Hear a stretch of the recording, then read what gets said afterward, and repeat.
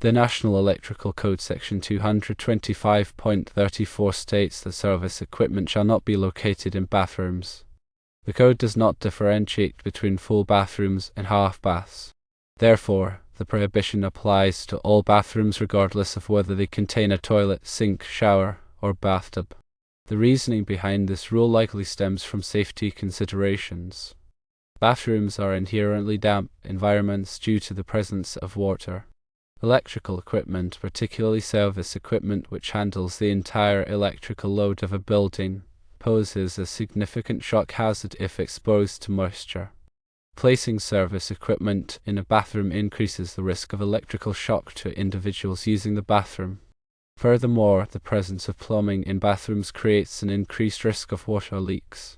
A water leak in close proximity to service equipment could lead to short circuits, equipment damage, and potentially even fire.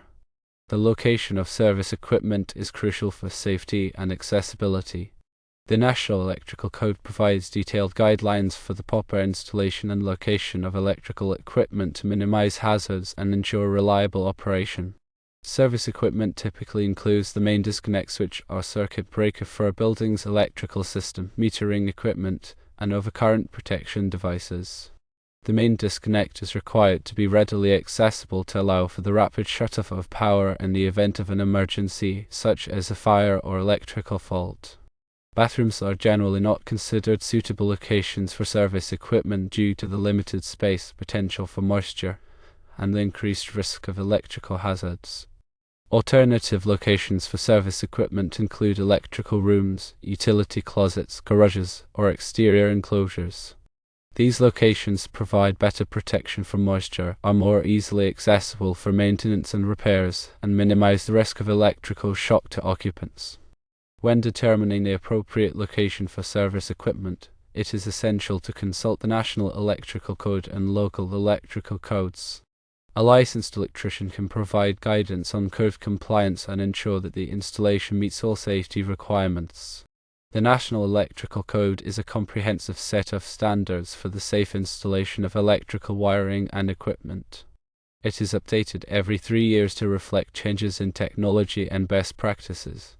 Compliance with the National Electrical Code is essential for protecting people and property from electrical hazards. In addition to the prohibition against locating service equipment in bathrooms, the National Electrical Code also includes numerous other requirements for the installation and maintenance of electrical systems. These requirements cover a wide range of topics, including wiring methods, grounding, overcurrent protection, and equipment installation. The National Electrical Code is intended to be used by qualified electrical professionals who have the training and experience necessary to interpret and apply its provisions. It is not intended to be a do-it-yourself guide for electrical work. Attempting to perform electrical work without proper training and experience can be dangerous and may violate local electrical codes. If you are planning to install or modify electrical wiring or equipment, it is essential to hire a licensed electrician. A licensed electrician will be familiar with the National Electrical Code and local electrical codes and can ensure that the work is done safely and correctly. The specific requirements for service equipment installations vary depending on the size and type of building, the voltage of the electrical system, and other factors. The National Electrical Code provides detailed guidance on these requirements. Some of the key requirements for service equipment installations include the following. Firstly, the service equipment must be readily accessible. Secondly, the service equipment must be protected from physical damage. Thirdly, the service equipment must be properly grounded. Fourthly, the service equipment must be adequately sized for the electrical load. Fifthly, the service equipment must be installed in accordance with the manufacturer's instructions. The National Electrical Code also includes requirements for the labeling of service equipment. The labeling must clearly identify the purpose of each component of the service equipment. This helps to prevent accidental disconnection or misoperation of the equipment. Regular inspections and maintenance of service equipment are essential for ensuring its safe and reliable operation. Inspections should be performed by a qualified electrical professional. Maintenance should include cleaning, tightening connections, and replacing worn or damaged components. Proper grounding is a critical aspect of electrical safety. Grounding provides a path for fault current to flow back to the source, which helps to trip over current protection devices and prevent electrical shock. The National Electrical Code includes detailed requirements for grounding electrical systems. These requirements cover the size and type of grounding conductors, the methods of connecting grounding conductors, and the location of grounding electrodes. Overcurrent protection devices, such as circuit breakers and fuses, are designed to protect electrical wiring and equipment from overloads and short circuits. Overcurrent protection devices must be properly sized and installed to provide adequate protection. The National Electrical Code includes requirements for the selection and installation of overcurrent protection devices. Wiring methods refer to the types of conductors and raceways used to install electrical wiring.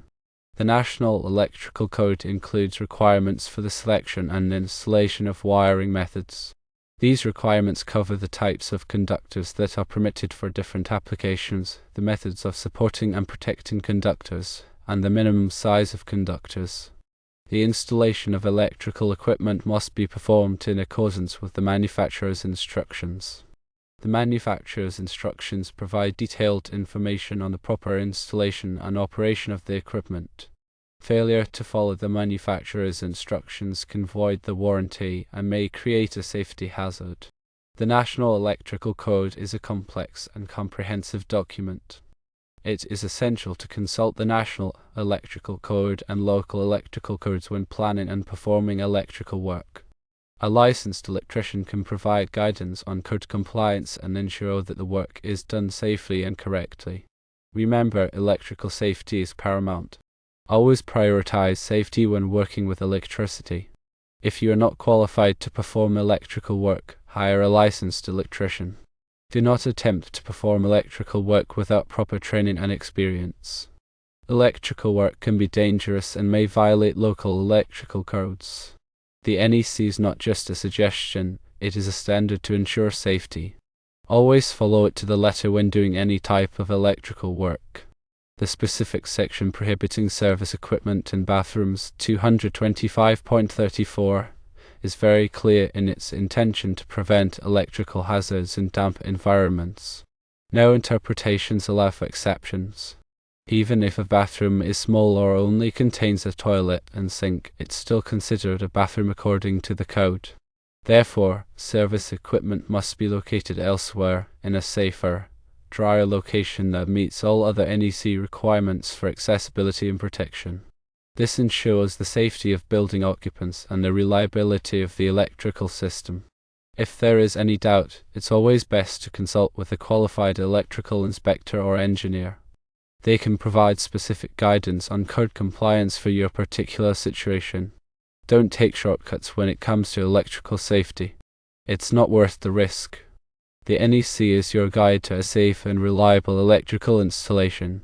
The consequences of violating the NEC can be severe, including fines, property damage, and even injury or death. So take the time to understand the code and follow it carefully. It's the best way to protect yourself and others. Understanding the code involves careful reading and interpretation of its various sections. It also requires a working knowledge of electrical theory and practice. If you're not sure about something, don't guess. Ask a qualified professional. There are many resources available to help you understand the NEC. These include textbooks, training courses, and online forums. Take advantage of these resources to expand your knowledge and improve your skills. The NEC is a living document that is constantly evolving to reflect changes in technology and best practices. Stay up to date on the latest changes to the code by attending training courses and reading industry publications. This will help you to ensure that your electrical installations are safe and compliant. The NEC is not just a set of rules, it's a commitment to safety. By following the code, you're helping to protect people and property from electrical hazards. Thank you.